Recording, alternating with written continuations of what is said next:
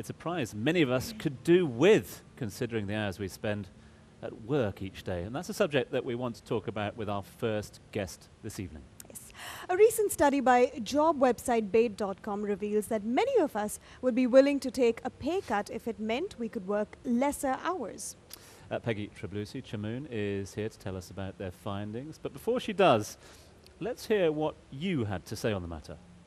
No, I don't think I would like a pay cut. Oh, well, yes, I would. I don't think I'd like my salary to be cut in order to get more free time. I would not like to get a pay cut. No, I wouldn't take a pay cut for free time, no. Certainly, I'd take a pay cut to get more free time. Yeah, I most definitely will. I think if it gave me more opportunity to travel or relax at the beach or go sightseeing, I definitely would. Well, that's quite an interesting finding Would you? out there. I know I wouldn't accept a pay cut. No. What about you? Oh, yeah, of course. For work-life happiness, balance. Yeah, why not? More time with the kids. Anyway, Peggy, welcome to the show. Thank you for having me. Very interesting research that Bayt.com conducted within the span of August and September, covering over 8,000 people within 12 countries. And of the research that you conducted, a staggering 64.8% of the employees would accept a pay cut in order to have more time with the family and social life. Yeah. Why is that so? So you can take this from different angles. You must also be aware that this is a regional study, and there's a lot of health consciousness around the region, a lot of family ties consciousness around the region. And if you would ask a separate question to our respondents as to what would you do with your free time, 36% of them would say we would spend it with the family. So there are two angles to this. They would think health-wise, I would spend more time to exercise, I would spend more time to relax, I would spend more time with the kids. So it really depends on what is missing in your life and what are the elements that you need to fill that gap into. Some interesting statistics, as Ash said, coming out of this survey. If it's all right with you, we're going to go through a few of them. And you give us your thoughts, the Bayt thoughts, if you like, and we'll discuss them in more details. Like this one, 88.3% of professionals would consider changing their jobs in order to improve their work-life balance, which for me is a striking statistic in the fact that people are willing to change their jobs in this current economic climate at the moment. Sure, and I think this is a great indication of the security level of people wanting to even think of changing the job and being so reassured that they will actually find a new one, which we have not seen for some time now. So it's quite a positive indicative in that sense. Again, when we asked the respondents, do you currently have a work-life balance? 56% said yes, we do, which again to me is an indication as to they're either happy with their current job or at least with the balance they're getting from their current job. Now, of course, there is a decent balance between the people who are ready to sacrifice and some others who want more time with family. Do you think this will sort of redefine the employment structure? Do you think employers will adopt better measures so that their employees can enjoy sort of a balance between work and family life? Absolutely, and we already see it. So if you see leading corporations today, the measures that they're taking, they're very much focusing on the welfare and the well-being of their employees by creating those measures whereby employees would actually be able to find this work-life balance, either by giving them a full-time job with maybe less responsibilities, by offering them help from internally, or even hiring people from the outside, or even offering the possibility of a part-time job if the business model of the company offers it, or even giving them flexible timings where they can work a few hours away from the office or from home.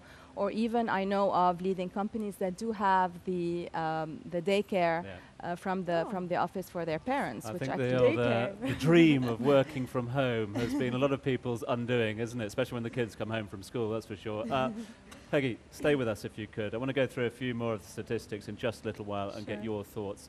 Welcome back to Studio One, live on location at the Jumeirah Zabil Sarai. Stunning surroundings. We're mixing things up a bit as well this evening, quite literally, as you see Ash is over there in the kitchen at the moment, with a mixologist. All will be explained very shortly. But Peggy's still here, and I just want to get a little more reaction to this work-life balance study that you've done in the MENA region. Just to put it in context, it was done between August and September, over 8,000 respondents to it. Some very interesting statistics, one of them with regards to mental health and happiness.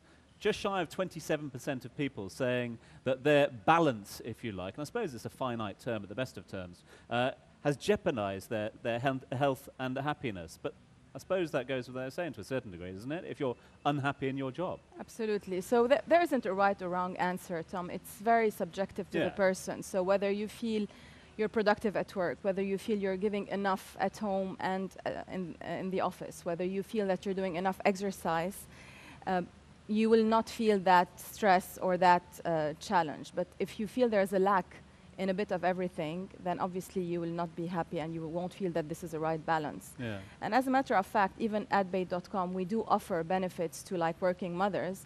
We are invited to bring our children to the office during working hours just for the sake of spending some time with them. We are invited to do some charity work during working time just to feel a bit that we're doing something even more to the welfare of the society.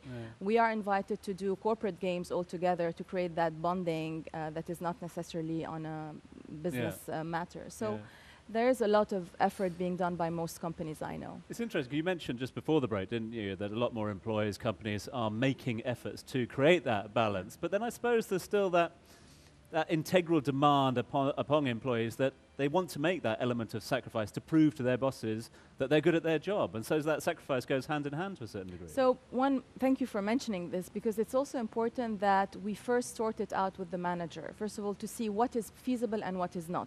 Because you cannot go and claim wanting to do things or require things that are not part of the business model, as I said. And then you don't want to jeopardize your job.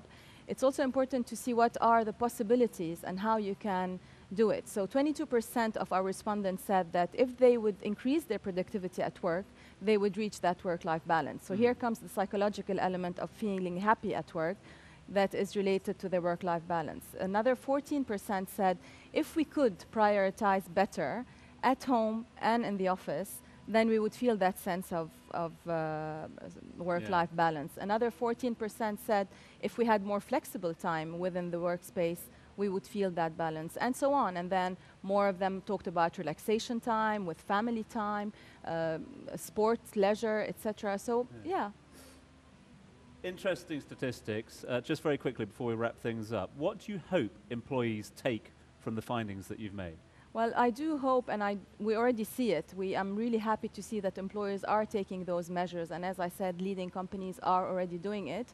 And I would like to see more and more companies taking into consideration, those statistics. And we see it, and they are, because we see a lot of efforts being taken by leading corporations that we all know of, which I think is very, very reassuring. Peggy, it's been a very balanced interview, so thanks very much indeed for being with us. Thanks for the findings, all the team at Bayt.com. Listen, they're up on our Facebook page, facebook.com/Studio One Live, all the findings there. And I'd just like to take this opportunity to say that the balance at Studio One is just perfect at the moment, okay?